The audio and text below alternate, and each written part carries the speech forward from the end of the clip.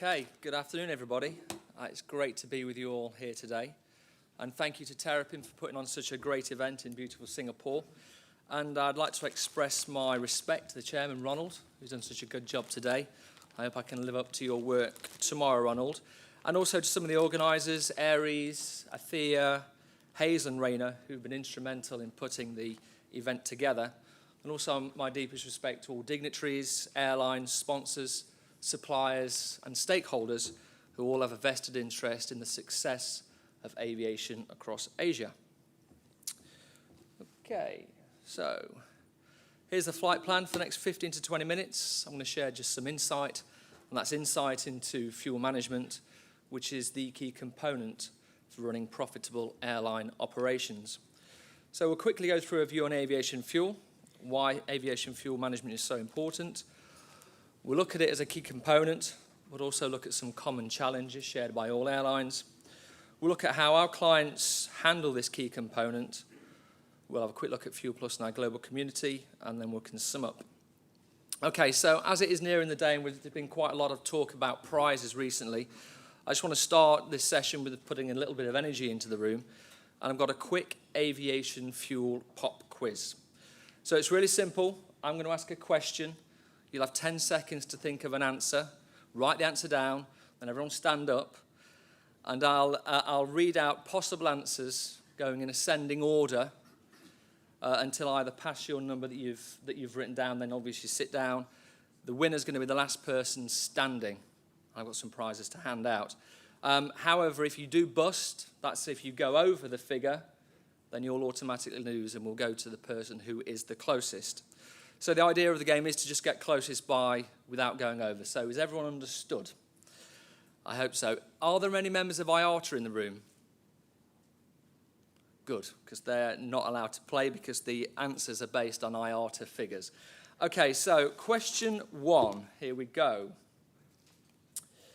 Worldwide, how much did airlines spend on fuel in 2012? 10 seconds. Give it a go.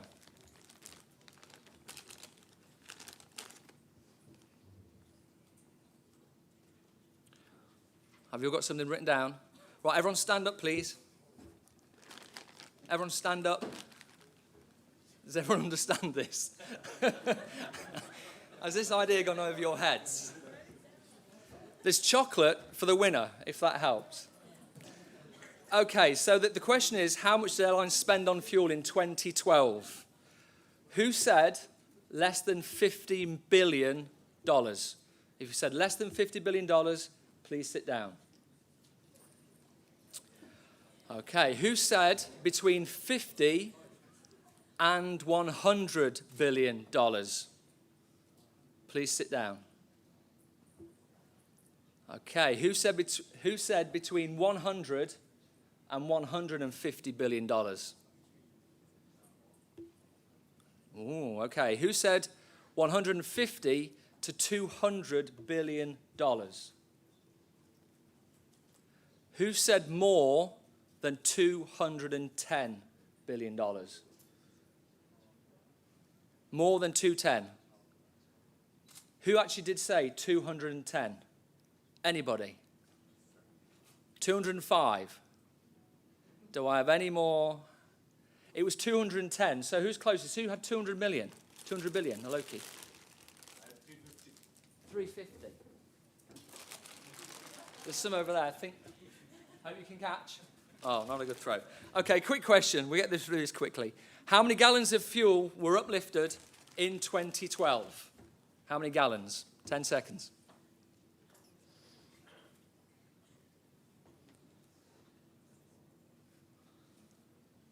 Okay, everyone got an answer? Right, same process. Everyone stand up again, please. Quickly. So, sit down if you said less than 20 billion gallons. Sit down if you said between 20 and 40 billion gallons. Sit down if you said between 40 and 60 billion gallons. Who said 70 billion gallons? Anybody in the room said 70 billion? We've got a correct answer at the back of the room. Big throw. Yay, good catch. Right, last one and then we'll move on. What percentage of costs does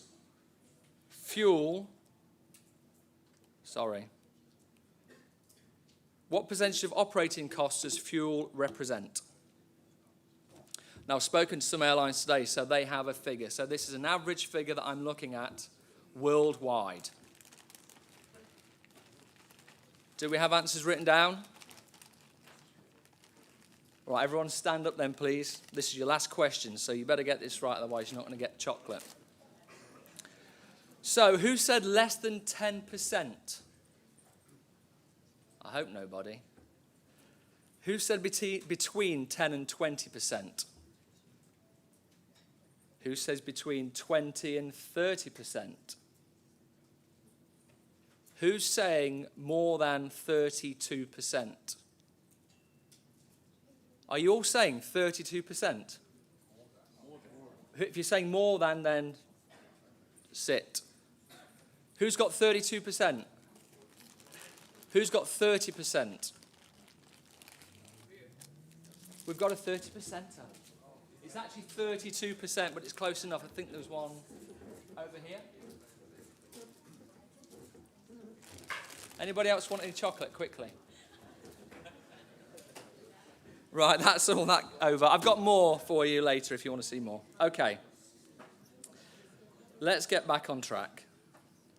Okay, so why is fuel management so important? As I've just said, fuel on average represents 32% of an airline's operating costs. And in many cases, this is much, much higher, as I've learned during conversations earlier today. And in some airlines, it's over 50%. And as an industry in 2013, we'll spend over $214 billion on this commodity. Now, this huge expense and the management of it can have a massive effect on the successful running of an airline and will have a direct impact on an airline's profitability, also its competitiveness and sustainability.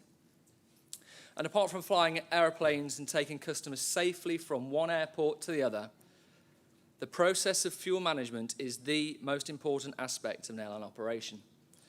And what's surprising is that although it is so important, there's a big gap to how it is currently being managed and how it could be managed for the better. You probably won't be surprised to hear that some of the world's leading airline brands are using systems that are nothing more than Excel, Word, folders on a shared server, and email. Some are using legacy in-house programs which have been developed years ago and are straining and struggling to cope with the demands of the operation and of its users. Also, the use of non-aviation specific software is common and creates its own problems as they fail to totally fulfill the needs of airlines. The use of systems which are not linked or integrated in any way also means reliance on many more manual processes than necessary. Also, the skills and experiences of individual employees, without whom there'd be no system at all. So what does this fundamentally mean? Well, it means, fundamentally, these issues aside that you can see in this list here, airlines have worked in this way for years, and of course the personnel involved are more than capable to manage fuel in this way. But as you can see, there are lots of issues that come about. I don't need to read through the list, you can see it yourselves. And all of these add pain to a situation that could be so very, very different. Currently, although needing to maintain an extremely close relationship, airlines, suppliers, resellers, and interplane agents do business in very fragmented ways and also very manual process-heavy ways. A myriad of systems on all sides means activities such as fuel planning, tendering, negotiation, contract management, billing and invoicing, and payment is handled in ways that create burden for all those involved. Unfortunately, the I have a dream sentiment for fuel management is not simply about managing, utilizing one system that fits all, rather. Realistically, that would be impossible, as there's such a wide range of organizations, personnel and departments involved. So the best way to handle this would be to implement a core piece of software that is able to link different organizations and their systems to help overcome this burden. To achieve this, there needs to be an investment in knowledge and technology, also collaboration and will. So as I've said, it's a key component, but there are some common challenges. Fuel management is a key component to profitability, but airline departments face some common challenges, and fuel management itself is made up of lots of sub-components that all have individual impact on the overall profitability of the airline. There are many components and challenges to consider, but for the purpose of this presentation, I'm just going to focus on 3, which you can see on screen now. So component 1 is fuel planning, and the challenge here is how can we accurately forecast fuel volumes and fuel budgets and ensure we meet the demands of our operation. Component 2 is tender management. How do we conduct tenders in the most efficient way and ensure that we award the most economical combination of contracts? And then finally, component 3, invoice verification. And the challenge is to how do we check all invoices and ensure that we have total control of our fuel spend. Okay, so let's have a quick look in a little bit more detail at these individual challenges and processes. So fuel planning, I mean, there's an absolute necessity here for an airline to ensure it forecasts accurately for future fuel supply. What we really hope for in good planning is to simply ensure we have the right amount of fuel for the best possible terms at all airports across our network. And we need to fully understand our schedule, our network, and any plans for growth or reduction, aircraft type, and performance data. Using data captured from a variety of sources, experience, and a touch of guesswork, it is common practice to combine this in Excel and then calculate a figure. We then need to create our fuel budgets, and to do this, we need to calculate these costs based on our volumes and any reference price data we have available. This can be based on historic price information or on our own projections. Fuel planning can take a long, long time, and airline execs can spend weeks on this one exercise, forcing them to focus on just one part of the operation when their skills could be used in different areas. Tender management. So most airlines run annual tenders for fuel supply with some ad hoc tendering when the need arises.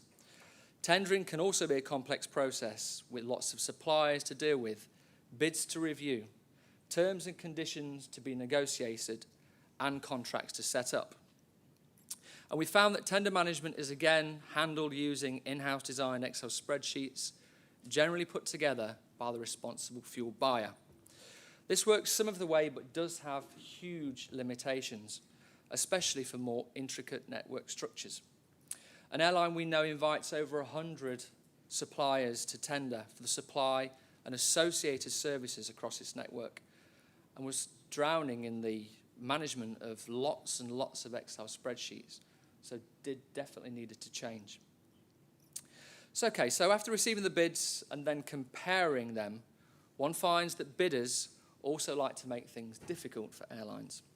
How do we know which is actually the best value offer? Any given supplier can respond to tenders with costs based on different indexes, currencies, differentials, add-ons, and of course payment terms. It becomes a long-winded and difficult exercise analysing the different bids, especially the numbers I alluded to just now. Some airlines are again using Excel spreadsheets to help arrive at a number, and of course experience and knowledge can play a part here, but it could also prove time-consuming and frustrating. And then invoice verification. One thing is for certain, the supply and uplift of fuel creates a lot of invoices and a lot of invoice items, and that was something that was mentioned by our friends at Airpass earlier. Typically, 1 to 2 invoice items need to be checked for each operated flight. So for an airline who, for example, operates 200,000 flights every year, there will be a need to check approximately 400,000 invoice items. Invoice checking in these numbers can be an absolutely huge headache. So how can I accurately check that each invoice item relates to an operated flight and was invoiced at the right price for the fuel and any of the add-ons? Well, as you can imagine, handling up to 400,000 invoices for an individual is nigh impossible. So to overcome this, airlines have historically employed sample checking, or have even taken the invoices at face value, and I had conversations this morning where that very situation was happening. And this in many respects is a big mistake and could be costing an airline millions of dollars. And without the help of software, we're yet to find an operation that handles this particular process easily. Sometimes an airline will think they check and verify invoices, and to some extent they all do. But we found that when properly scrutinized, this verification may only go some of the way. It may only be sample checking or only against contracted pricing. It may not check against operational data or for duplicate invoices. So how can airlines overcome these challenges? Simply speaking, by the use of technology, and technology that is available now, and technology that comes in the form of an enterprise software solution. So for fuel planning, airlines implement technology that holds all scheduled flight and fuel-based operational data to help understand the fuel demand of the operation and provide the tools to calculate an accurate volume and budget forecast. In tender management, airlines here can implement technology to help control the complicated task of tender management and automatically normalize and rank bids, allowing for accurate contract decision making. And invoice verification. Here airlines implement technology that automatically cross-checks each invoice item against operational and commercial data to ensure accurate accounting and control of fuel spend. So I hope you can see that these three components can be handled by technology, and the challenges that airlines do face can be overcome. What we found is that many airlines don't know that this technology is available to them, which is why I'm sharing this with you today, and our friends at AirPass are also here speaking and exhibiting. Okay, so how do our clients handle fuel planning? Well, our fuel buyers have a platform to plan for required volumes and budgets in a truly efficient and accurate manner. Their flight schedules, fleet details, price data, historical statistics, and corresponding operational performance data are held in one central database. Using the software alongside their experience and, of course, known future change in network and fleet, fuel volumes are calculated and accurate budgets are created per flight, per airport, area, region, and obviously the overall network. A major benefit here is huge time saving. What used to take airline execs weeks to finish can now be done in a couple of minutes. Secondly, tender management. All suppliers are again held in a central database and can be allocated against each area, region, or airport, easily identifying who to invite to tender. Drawing the forecast data from our planning calculations, they make any necessary adjustments, then a tender invitation document is populated and made ready to email to each supplier. On receiving all bids, they are then uploaded into the system, which captures fuel price based on index, the differential, and other applicable add-on fees, and of course payment terms. Fuel Plus then takes all of this information and automatically normalizes all of the bids. This provides fuel buyers with an extremely accurate side-by-side comparison. Bids are then ranked again automatically, and fuel buyers are able to use this information during negotiation to help negotiate best terms for their airline, helping to shave valuable percentage points off fuel cost. And how do our clients handle invoice verification? Well, by progressively checking against the best available operational and commercial data. Fuel Plus automatically flags any invoice discrepancy, whether it be duplicate invoices, invoice items that do not relate to operated flights, pricing that does not reflect contract, and incorrect volumes against fuel messages or tickets. This automatic process guarantees that the airline will only ever pay contracted pricing for the exact amount of fuel uplifted and services provided. Another benefit is speed. For example, late payment can result in penalties or future unfavourable contract terms. So being able to approve invoices in quick time is extra important. Fuel buyers are then able to comply with the agreed payment terms, as this opens the opportunity to negotiate better terms in future tenders. Okay, so I hope you now appreciate that there is help for airlines and there are benefits to enjoy if technology is used and a robust software-based fuel management system is implemented. Fuel Plus sits at the core of many operational and financial systems to empower a more streamlined approach to fuel management. We have the knowledge, technology, and expertise, and what we look for in our clients is the desire to collaborate and the will to make it happen. Our mission statement, as you can see there, is to provide state-of-the-art software and services enabling the aviation industry to implement robust fuel management processes, increase internal efficiencies, and reduce expenses. We've been operating now since the year 2000, with a headquarters over in Hanover in Germany. We have a 24/7 development and global support centre in Brasov, Romania, and also offices in both Boston and Johannesburg. And as this map shows, we work with over 30 airlines from all corners of the world.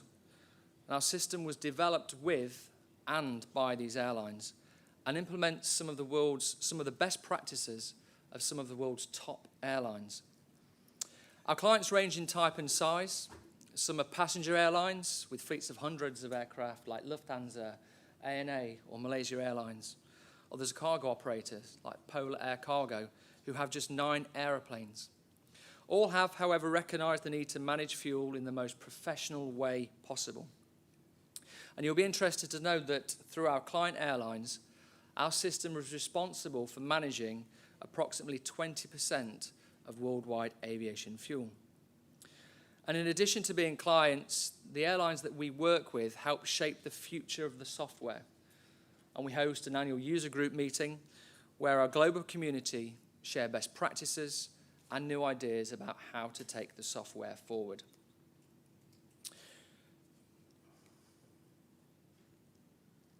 Okay, so the list that you can see there gives insight into the features of a software solution that contribute to one of the big benefits all airlines are looking for, and that is increased profitability. All these features lead to both tangible and intangible benefits, and that is what makes fuel management, and I mean fuel management in terms of proper fuel management handled by technology, massively key. If fuel management is handled in the correct ways, it does lead to savings in efficiency, fuel, and cost, which in turn leads to increased profitability, competitiveness, and sustainability. And conservatively, studies that our airlines have carried out themselves identified savings that equate to approximately 1.5% of annual fuel spend. So if I reflect back on the annual fuel spend of airlines worldwide in 2012 of $210 billion, a system like this could create savings of over $3 billion for the airline industry. That is why fuel management is such a key component to running profitable airline operations. Please, when you go back to your operations, review your current processes, or if you'd like, we'd be happy to speak to teams in your fuel procurement and review the processes with them and see if there is anything that we can do to help them handle the processes better.